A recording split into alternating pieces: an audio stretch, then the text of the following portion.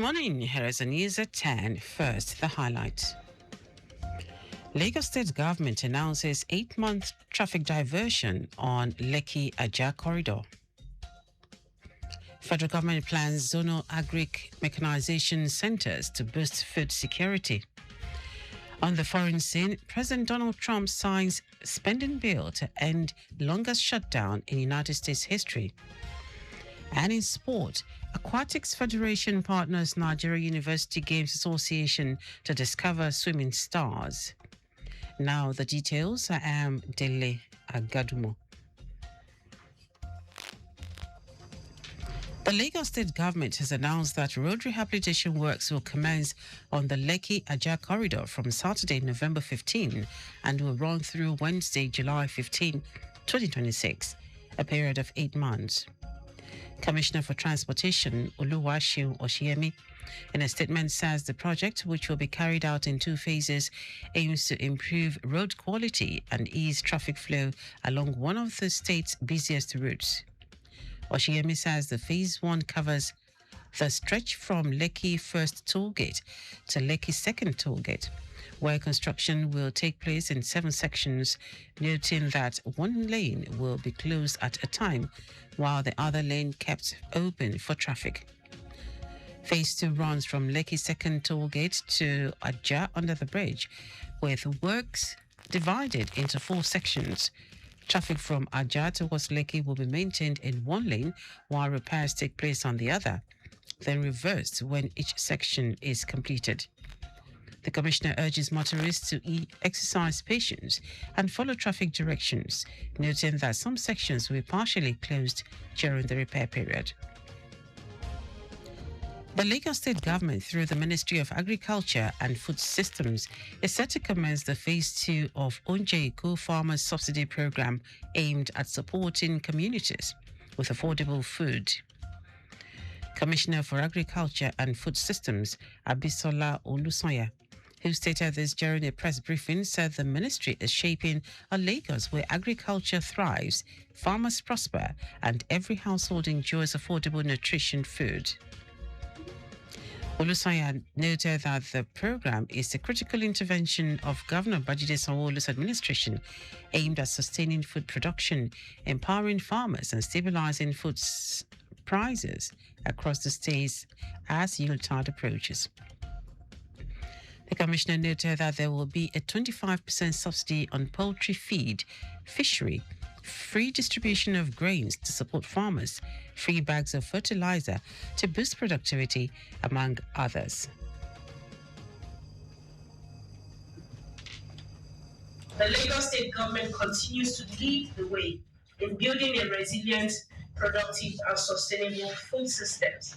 As a ministry, we extend our profound appreciation to our #1 food systems champion, once again, that is Mr. Governor, for his unwavering leadership in driving the agenda of transformation that has swept the agricultural and food systems in the state, which serves as an exemplar to others. The program, which will commence this month, will run across 10 locations in the state, including Agege, Ekpe, Badagry, Ikorodu, Ojo, Ajah, Ipaja, Ibejuleki, Igodu, and Mosan, with participations restricted to only recognized and registered farmers association. Lagos State Commissioner for Information and Strategy, Benga Motosho, has underscored the importance of safety and communication in promoting people-focused security and good governance. Speaking at the Gavel International Annual Lecture and Awards 2025, Omotosho noted that without safety, there will be no information to disseminate, and indeed, no meaningful human rights can exist. Omotosho, who was represented at the annual lecture by the Director Strategy Center, Kayode Oyekomi, averred that true national security is not just about enforcing laws or fortifying borders, but about building a society where people feel safe, valued, and included. He highlighted Lagos State's people-centered governance model under Governor Babajide Sanwo-Olu, stressing that the administration has continued to invest in both security and social welfare. The Nigerian Midstream and Downstream Petroleum Regulatory Authority, NMDPRA, has urged Nigerians to remain calm and refrain from panic buying of petroleum products. This is as the agency assured Nigerians that there is adequate supply of petroleum products in the country within the acceptable national sufficiency threshold during this peak demand period. Director of Public Affairs Department, NMDPRA, George Ene-Ita, said there is a robust domestic supply of petroleum products sourced from both local refineries and importation to ensure timely replenishment of stocks at storage depots and retail stations during this period. The regulator cautioned against hoarding or any non-market reflective escalation of prices of petroleum products, stressing that such practices are unnecessary given the current supply levels. The NMDPRA clarified that the implementation of the 15% value-added tax import duty on imported petroleum, premium motor spirit and diesel is no longer in view, a move likely to ease market pressures and stabilize pump prices. Now to the rest of the stories. The federal government has announced plans to establish one mechanization service center in each of Nigeria's 6 geopolitical zones as part of efforts to boost food security and strengthen agricultural productivity across the country. Minister of Agriculture and Food Security Abubakar Kyari made this known at the 25th International Conference and 45th Annual General Meeting of the Nigerian Institution of Agricultural Engineers, held at the National Center for Agricultural Mechanization, Idofia, Kwara State. Kyari explained that the proposed mechanization service centers will serve as regional hubs for equipment training, repairs and coordination, aimed at ensuring that modern farm machinery is accessible, functional and properly maintained nationwide.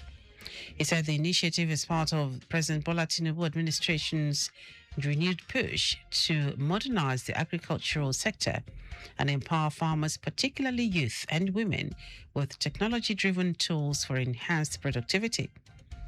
Kyari added that the government has procured 2,000 tractors and over 9,000 complementary farm implements and spare parts to expand access to mechanized equipment in farming communities. The Minister of Solid Minerals Development, Dele Agadumo, has assured Nigerians that ongoing plans to boost the capacity of the mining marshals will further rid the country of illegal miners. Addressing participants of course 34 of the Nigerian Defence College, Abuja, on the assessment of the solid minerals value chain and the impact on economic growth, Alake said the mining marshals have lived up to the mandate to provide an enforcement agency for the sector. He said scaling up the logistical strength in terms of vehicles, equipment and weaponry will power the expansion of the agency's operations to the 774 local government and improve the security of mines and miners.